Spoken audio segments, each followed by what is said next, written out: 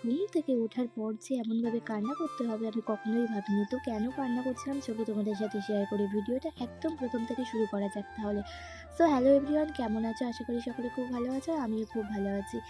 অনেকদিন হয়ে গেল আমার পাহাড়ে যাওয়ার ভিডিও তোমার সাথে শেয়ার করিনি। তো তোমাদের সাথে শেয়ার করছি, এটা ছিল আমার পাহাড়ে ঘুরতে যাওয়ার সেকেন্ড দিন। তো ঘুরতে গিয়ে সেখানে ছিল আমার একটা শ্যুট, দেখতেই পাচ্ছ হাফ মেকআপ কমপ্লিট হয়ে গেছে আর চোখে আমি লেন্স পরেছিলাম তাই চোখ দিয়ে জল বেরাচ্ছিল।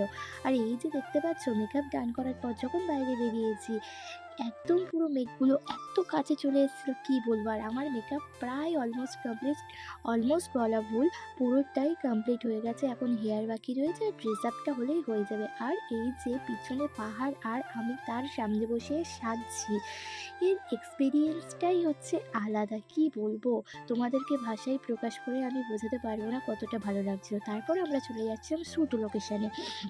এখন গাড়িও চলে এসেছে, এবার আমরা গাড়িতেও উঠে পড়বো আর চলে যাব শ্যুটের লোকেশনে। তো ফাইনালি আমরা সিটংয়ের এই লোকেশনটা চুজ করে নিয়েছিলাম শ্যুটের জন্য। আর এটাই ছিল শ্যুটের জন্য বেস্ট লোকেশন।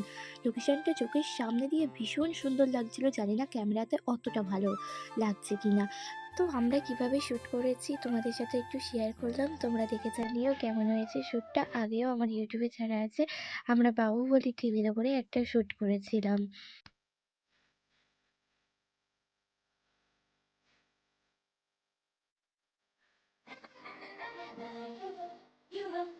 আর দেখতেই পাচ্ছ এখানে এতটা ঠান্ডা, অটোমেটিক আমার হাতগুলো কেমন বেঁকে যাচ্ছে ঠান্ডাতে। তো তারপর শুট শেষে আমরা সেকেন্ড লোকেশনে চলে যাচ্ছিলাম। তো সেকেন্ড লোকেশনে তোমাদের সাথে খুব তাড়াতাড়ি শেয়ার করছি।